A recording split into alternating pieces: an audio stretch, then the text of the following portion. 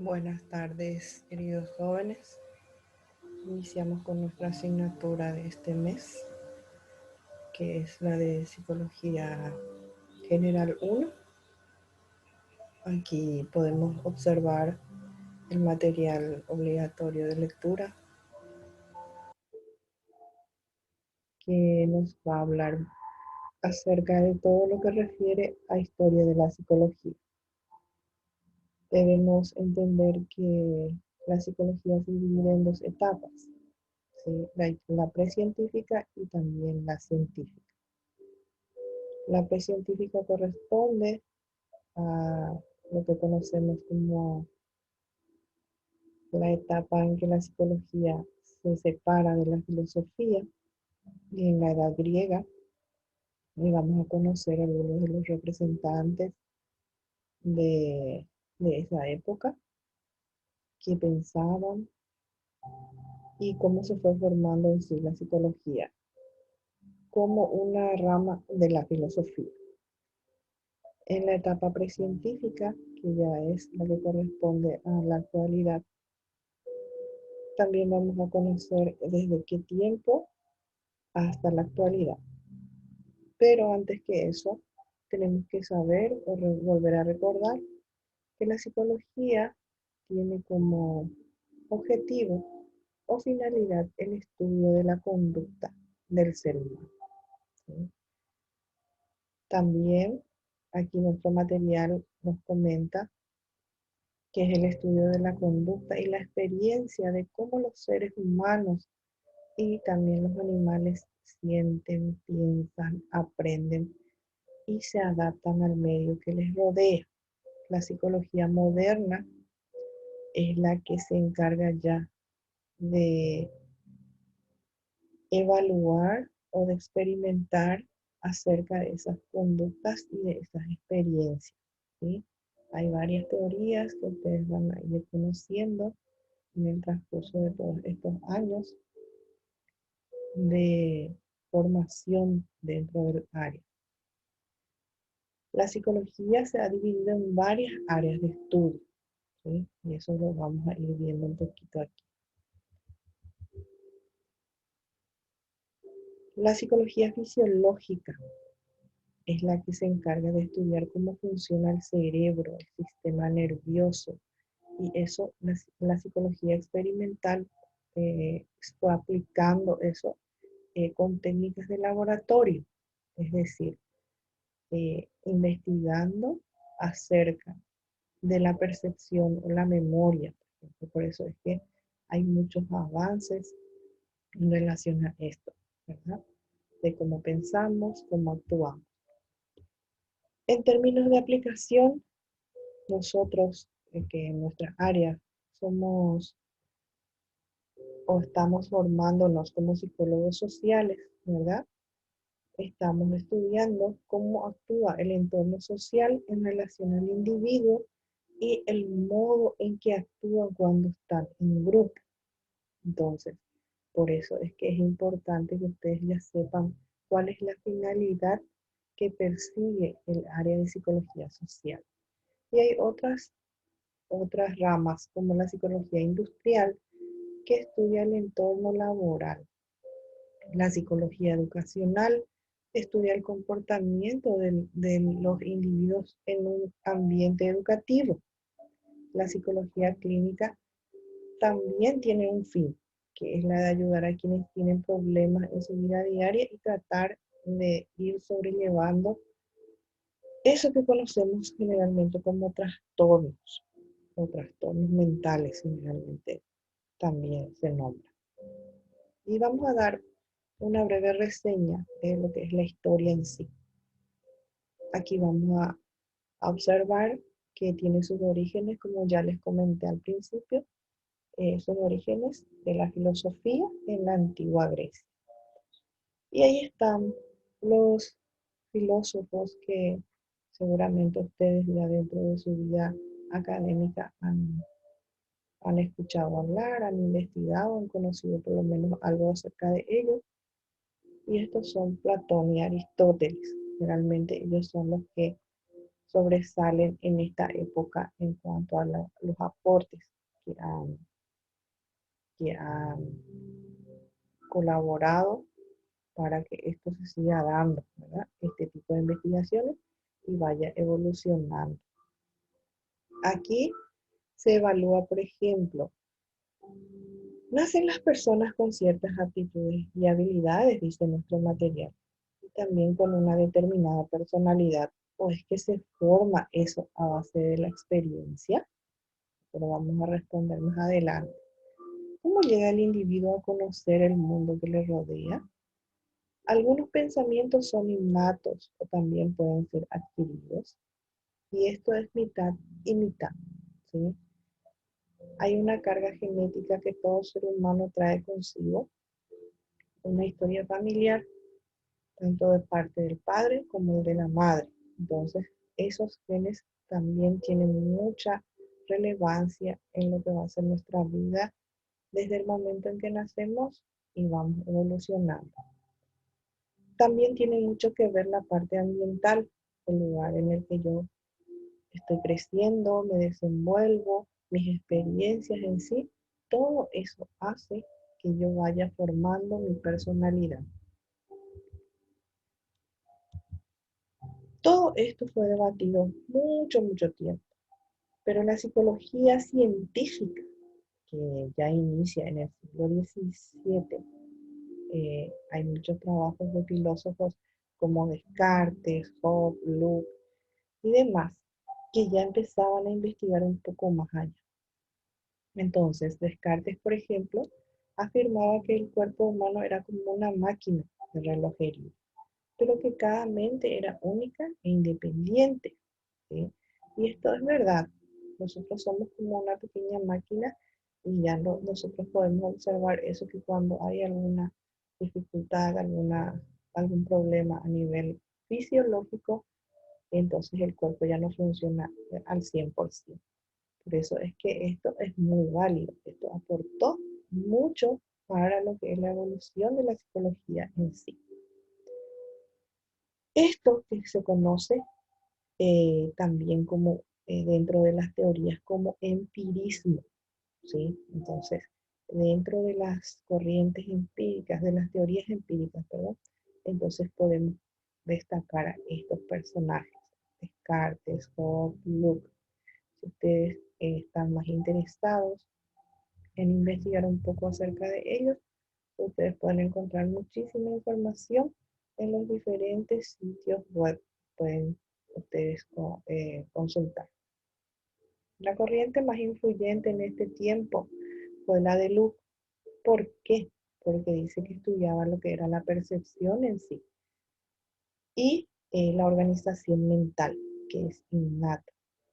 Hay cosas que nosotros traemos de por sí ya con nosotros.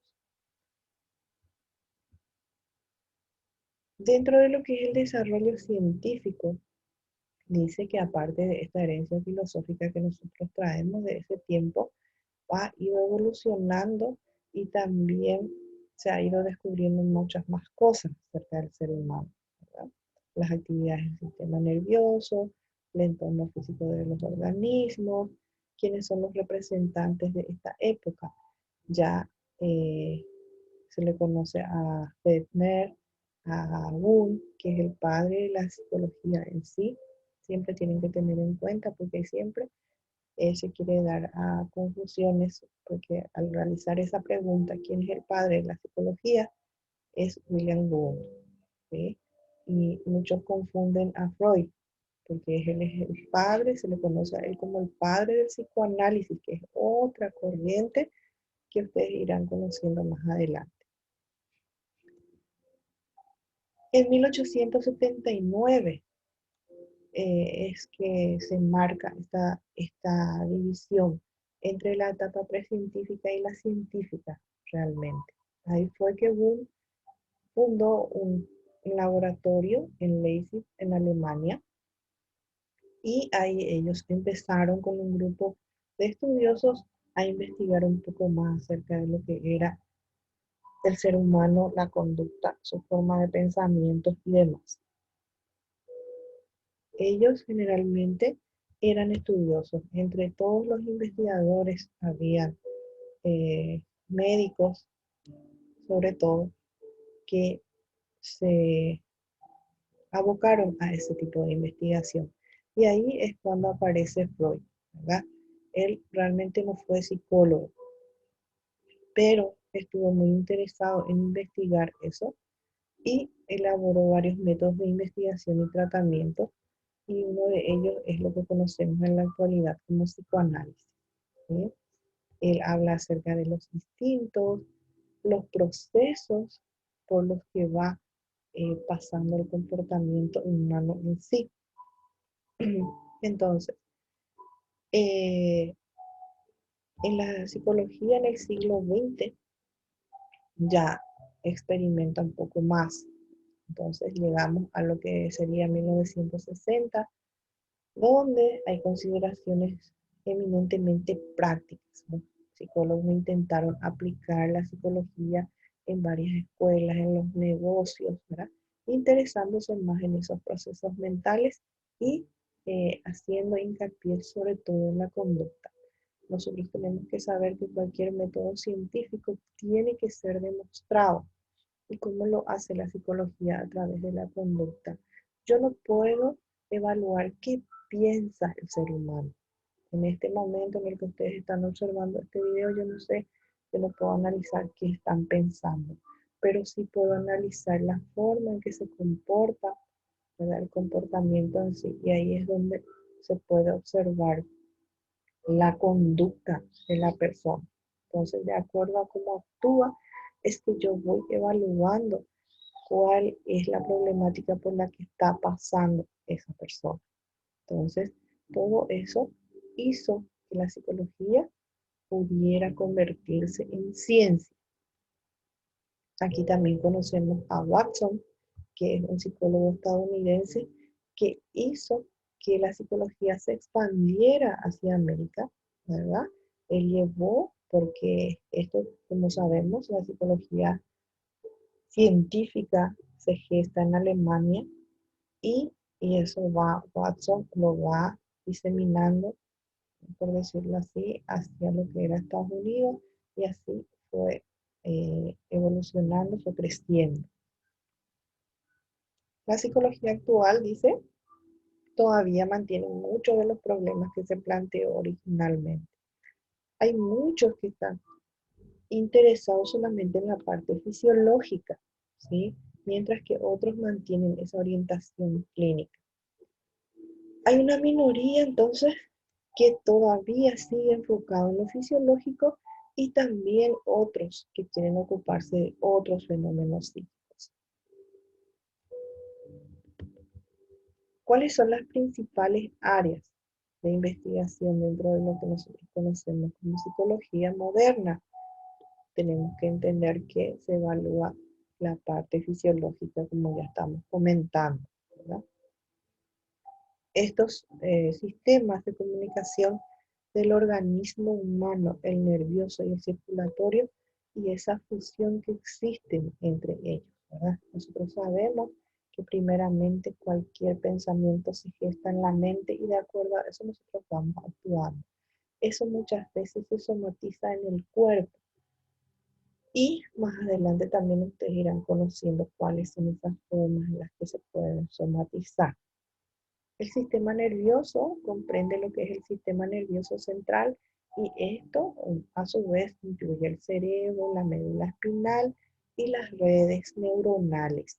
El nervio periférico, que se conecta otra vez con las glándulas, con los músculos, y todo esto se da a través de los receptores sensoriales. ¿Cuáles son? Son los sentidos, ¿sí?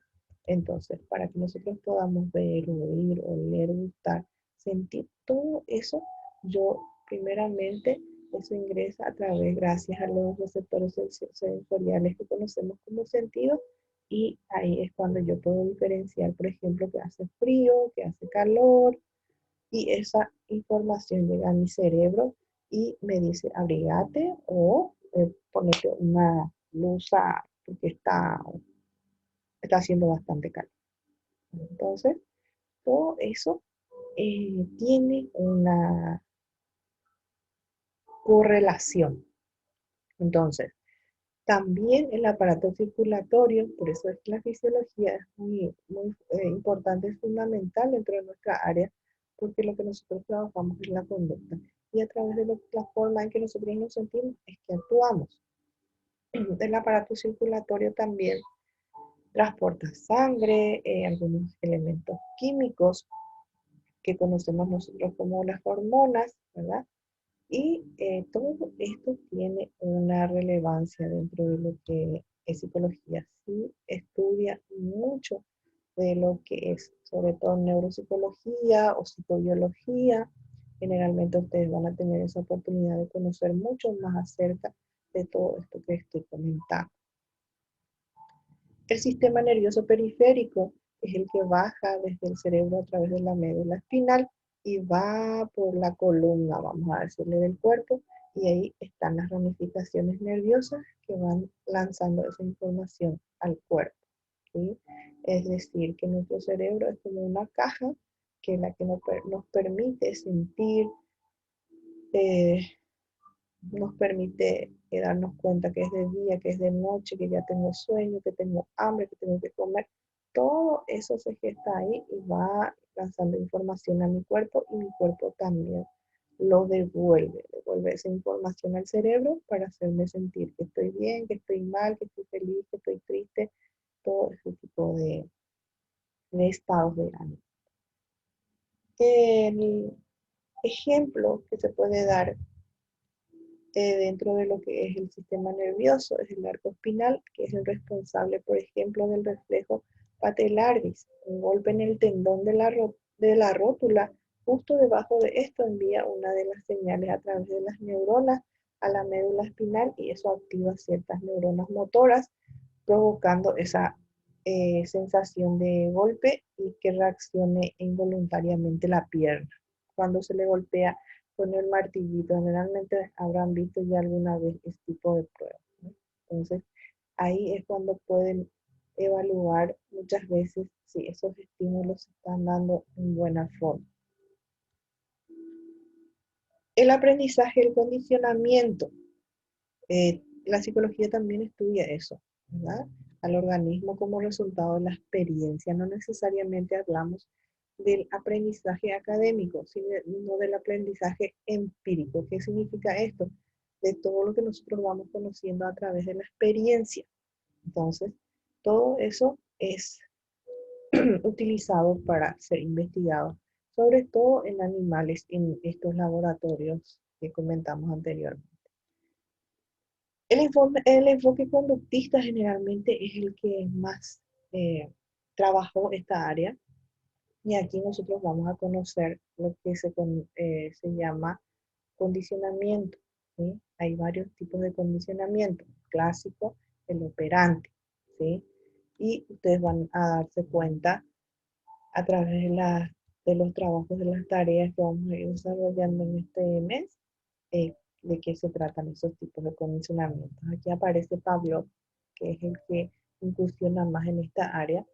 Pavlov fue el que experimentó con perros y él utilizó una estrategia del tintineo de una campana para que ese animal se pueda darse cuenta o ser condicionado a que la comida venía en camino. ¿Cuál fue el experimento que hizo Pavlov? Tocaba la campanilla y los animales, al saber que había un premio, que era la comida, empezaban a salivar. ¿Cómo nosotros lo aplicamos esto en nuestra vida actual?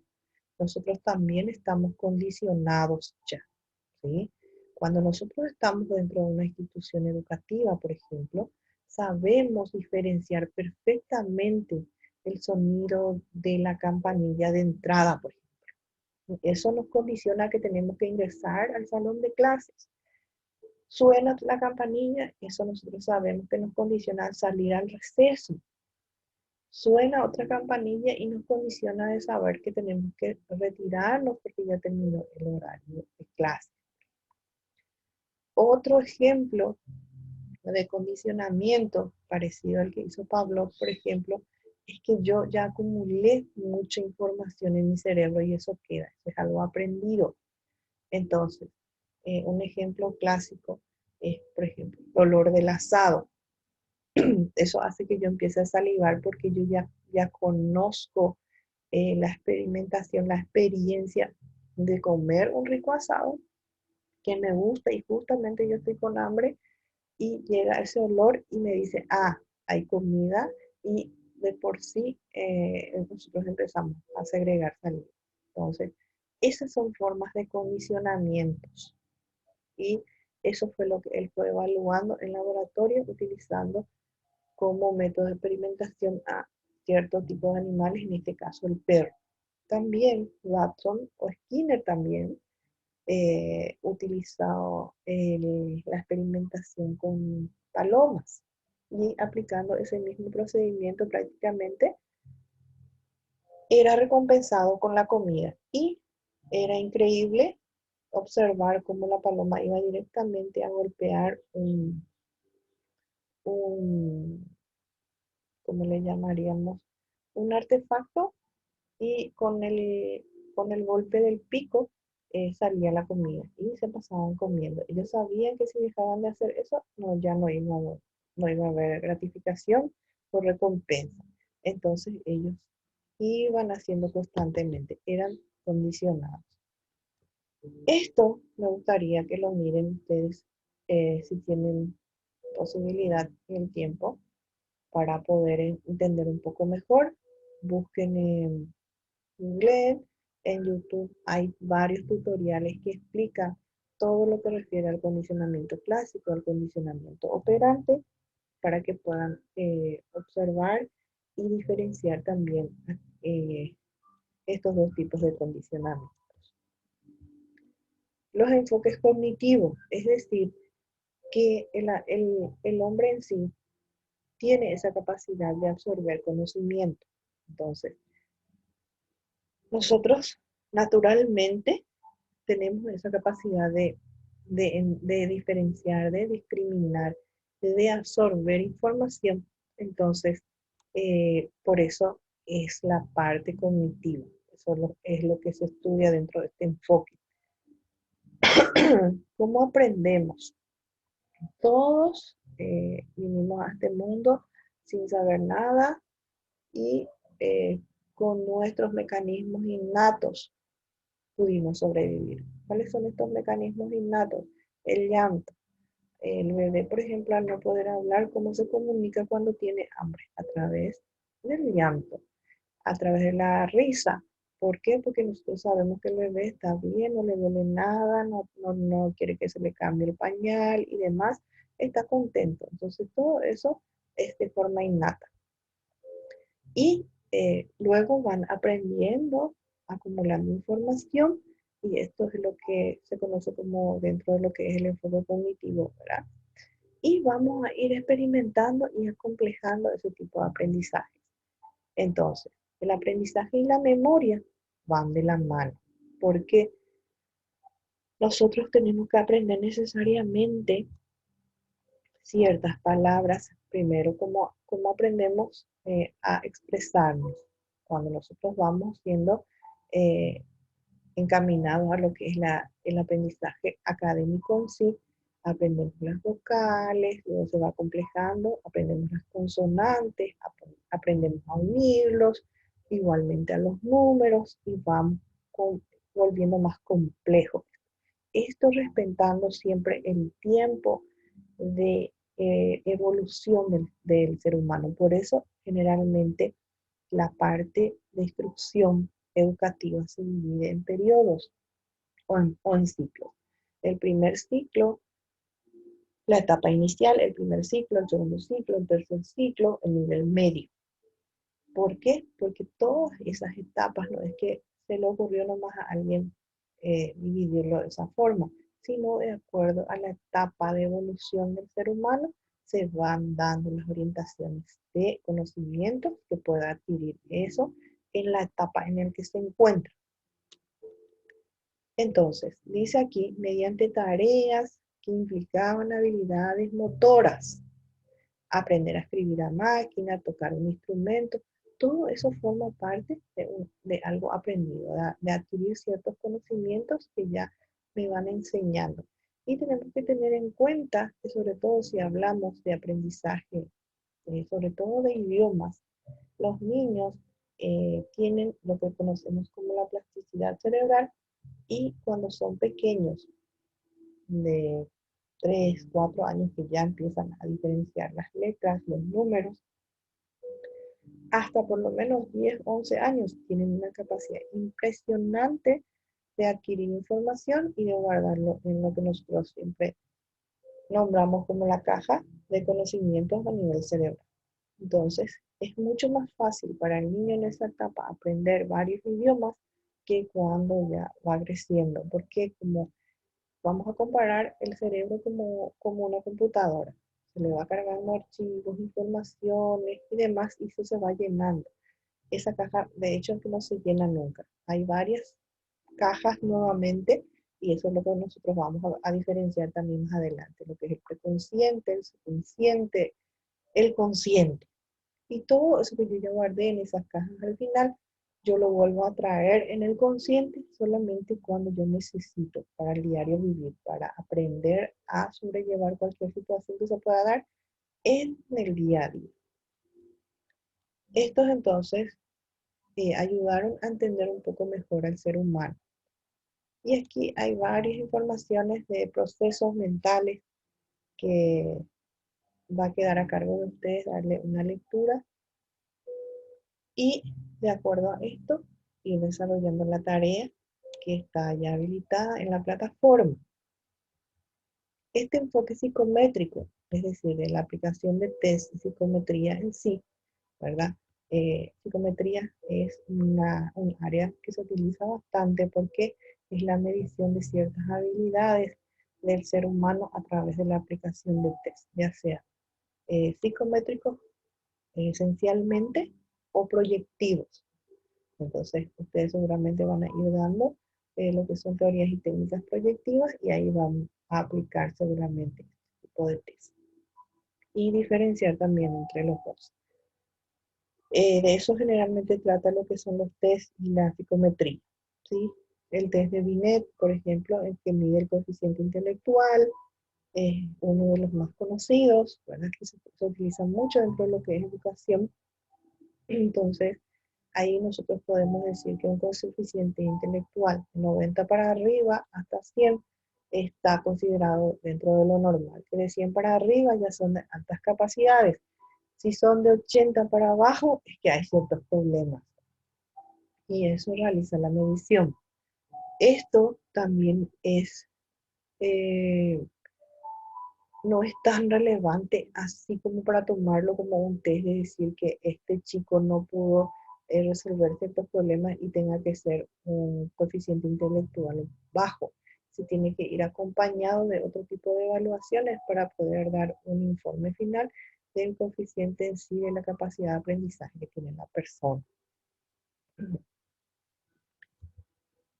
¿Qué más podemos comentar? La psicología social, como ya dijimos, se encarga de evaluar todo lo que sucede dentro de una sociedad, como dentro de un entorno, cómo actúan las personas dentro de un grupo de forma individual y toda esa problemática es la que ustedes van a estar enfocados a solucionar al terminar la carrera y ser aptos para lo que es la carrera, la profesión de psicólogo social. La psicopatología generalmente ya va en el ambiente clínico, ¿sí? Ahí es donde nosotros trabajamos lo que se conoce como trastornos mentales y se dividen, se utilizan ciertos códigos o manuales como el DSM-5, el DSM-4, el CIE-10 y otros manuales que clasifican los trastornos en grados, ¿verdad? Si es mayor, si es menor, si es medio, a qué tipos, cuántas características tiene que reunir la persona para ser considerada, por ejemplo, dentro de un trastorno. Y esto tiene otra vez una teoría, una corriente, un enfoque muy, muy amplio. Aquí vamos a dar un panorama general, porque es lo que nos solicita nuestra asignatura, y vamos a conocer un poquito lo que son los grupos de desórdenes, que son la psicosis, los trastornos estructurales que implican esa pérdida de contacto con la realidad. Y la esquizofrenia es una de las que se conocen, vamos a decirle de una forma un poco más dentro de lo que es la psicosis, es una de las más conocidas. ¿Por qué? Porque la esquizofrenia es lo que generalmente el especialista en esa área, que es el psiquiatra, es el que va a dar ese diagnóstico de esquizofrenia utilizando esos mismos manuales que acabo de comentar y clasificarlo dentro de un trastorno. También está la psicosis maníaco-depresiva, la paranoia y otras psicosis orgánicas. La neurosis o trastornos no psicóticos. La persona neurótica no supone una pérdida de contacto con la realidad. La persona neurótica no, pero es una persona que se vuelve infeliz, ¿verdad? Que está siempre eh, incómoda con todo lo que pasa con su vida y esto no le permite realizar ciertas tareas. ¿Sí? Y entre estas patologías y cuadros de neurosis es lo que nosotros podemos conocer como ejemplo, podemos ver lo que es la ansiedad, la fobia, ese miedo que uno tiene ante algo y no le puede dar explicación. ¿Por qué se caracterizan o se clasifican dentro de los trastornos? Cuando hablamos de trastornos, ya estamos comentando que es algo que no podemos controlar. Todos tenemos miedo, pero podemos controlar ese miedo. Cuando eso no se puede controlar es cuando pasa a llamarse trastorno. Y por eso es que dentro de lo que es la psicopatología se estudia esto. La neurosis, la psicosis y también están las neurosis obsesivas compulsivas. ¿Cómo son las personas obsesivas compulsivas? Esas que se lavan la mano 30 veces y siguen sintiendo que tienen la mano sucia, por ejemplo. Entonces, esa es una persona obsesiva compulsiva. Cuando llega a un estadio bastante grave, estas personas llegan incluso a descamarse toda la piel, ¿verdad? Entonces, eso ya no es normal y tiene que tener un abordaje psiquiátrico y un acompañamiento psicológico. Y también los desórdenes de personalidad, que son las psicopatías. Dentro de estas psicopatías, ¿verdad? Están las personas antisociales, es decir, los psicópatas o sociópatas. Y tienen varios comportamientos desviados dentro de esto otra vez. Entonces, dentro de todo esto que nosotros estamos hablando son los enfoques en los que orienta la psicología en sí. ¿Y cómo se aplica? La aplicación es, como ya les comenté también anteriormente, se da en el ámbito industrial, se da en el ámbito educativo, se da en el ámbito clínico. ¿Sí? Es lo que nosotros conocemos como psicología aplicada. ¿Sí? La psicología industrial es la que se desempeña dentro del ámbito empresarial o laboral y la psicología educacional, como su nombre lo dice, dentro de lo que es el sistema educativo y de aprendizaje. La psicología clínica aborda lo que son los trastornos y lo aplican ya sea en hospitales, en clínicas o en consultorios privados. ¿Cuáles son los avances que se han dado en este tiempo? La psicología es un campo que va creciendo y se va afianzando, ¿sí? ¿Por qué? Porque en este tiempo, por ejemplo, de pandemia, se han dado cuenta que hay mucho deterioro, sobre todo en la parte mental, de la salud mental. Afectó muchísimo y esto está causando que los psicólogos, el servicio de los psicólogos sea más, sea primordial. ¿Por qué? Porque son los que están auxiliando a los enfermeros, médicos en primera línea para que puedan seguir sobrellevando esa situación, a los familiares de las personas que están pasando por esta situación de pandemia, del contagio del virus en sí, y también a los pacientes que están ingresados dentro de las instituciones eh, sanitarias. Entonces, hay avances, ¿sí?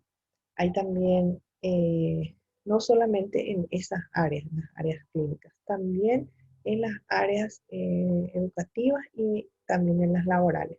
Se ha dado más énfasis en contar con un psicólogo laboral, por ejemplo, para poder ir evaluando la forma de trabajo, el estado de ánimo del personal que está dentro de una empresa, si se siente bien, si se siente a gusto, y todo eso ayuda a que haya más producción. Por eso es que se está dando más apertura a estas áreas. Y aquí aparece uno de los que ha aportado bastante dentro de lo que es el área educativa, que es Piaget. ¿Sí? Lo vamos a conocer también. ¿Por qué? Porque él ha observado y ha experimentado acerca de lo que es la evolución y el aprendizaje en sí dentro de esas instituciones.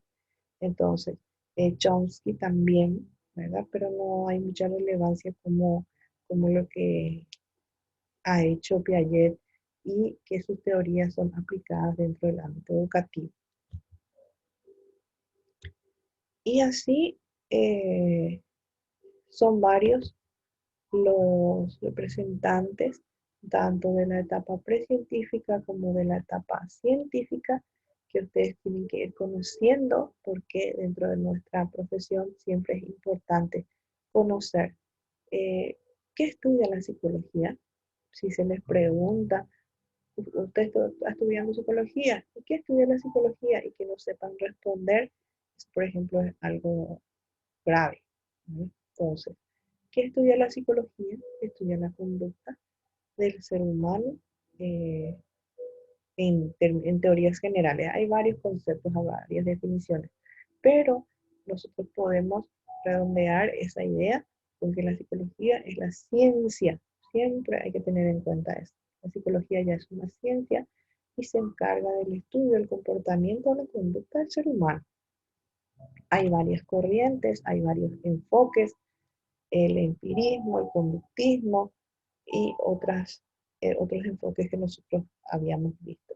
Hay varias corrientes y ahí nosotros vamos a conocer también más adelante seguramente la conductista, la gestal y otras corrientes, la sistémica, que son validadas ya dentro de lo que es la psicología en sí.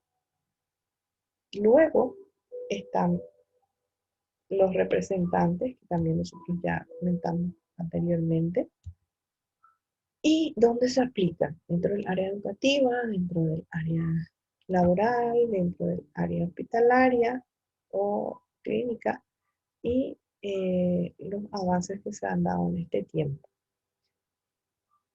Y aquí, para cerrar un poquito, dice lo que ya les comenté anteriormente, que tiene como objeto de estudio el comportamiento del ser humano. ¿Por qué es considerada ciencia, dijimos? ¿Por qué? Porque la metodología científica lo que busca es demostrar eso que se está diciendo, para que no quede en meras suposiciones. ¿Y cómo demuestra la psicología que tiene esa capacidad de ciencia? Estudiando el comportamiento, la conducta sí se puede observar. Lo que piensa el ser humano no, pero a través de la conducta yo puedo evaluar eso. Entonces, eso es lo que quiero que rescaten de este material, el significado, el objetivo en sí de lo que persigue la psicología, que es el estudio del comportamiento, que es una ciencia que tiene varios enfoques, que se aplica en varias áreas, ¿verdad? Porque la psicología en sí es muy amplia, ¿sí? Se separa de lo que es la etapa precientífica, gracias a Wundt, y que este fundó su laboratorio en Alemania, en Leipzig, y ahí empezó la etapa científica, y por eso a él se lo reconoce como el padre de la psicología. No así, no lo es Freud, porque Freud es uno de los que logró fundar una corriente y a él lo conocen como el padre del psicoanálisis. Entonces, diferenciar bien esos aspectos nos va a ayudar a tener una buena base como profesionales de esta área e ir conociendo un poco más. Esto es muy breve, por eso es que va a quedar a cargo de ustedes investigar más acerca de los enfoques, de las teorías. Me gustaría que miren bien todo lo que refiere a condicionamiento, tanto clásico como operante. Ustedes van a encontrar ahí a estos representantes que ya les nombré, que son Pavlov, Skinner, Watson, y van a poder diferenciar. En ese tiempo, estos investigadores han realizado investigaciones solamente en base a animales.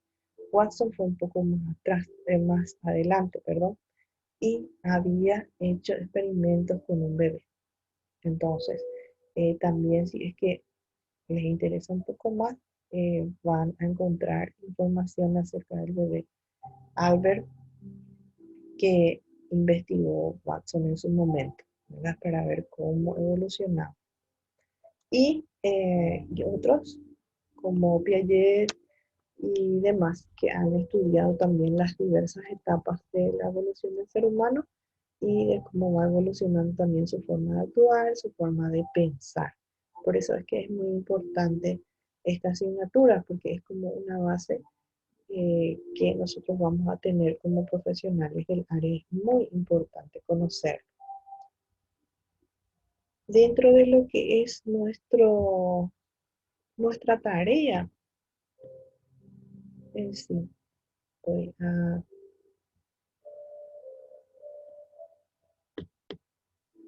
voy, voy a nombrarles un poquito lo que comenta nuestro material.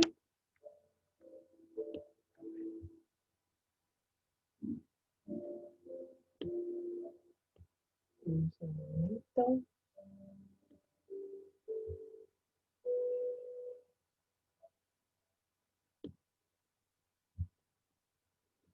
Voy a volver a compartir ya la orientación de lo que sería el trabajo número 1.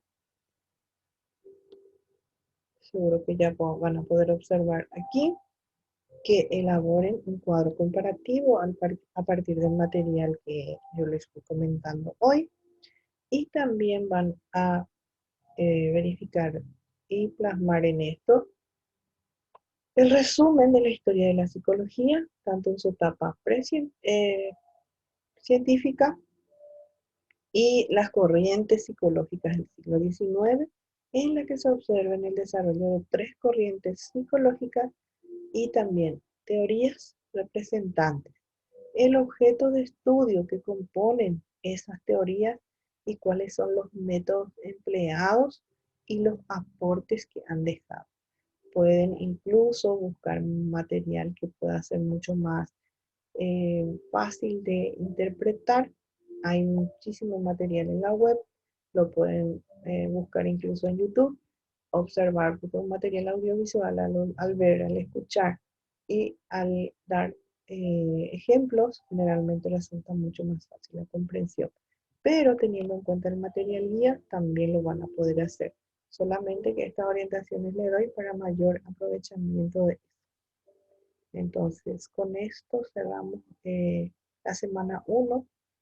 Me gustaría también dar las orientaciones en cuanto a la entrega de trabajos. Va a estar habilitado hasta un día antes del examen final. Vayan haciéndolo en el tiempo que dispongan.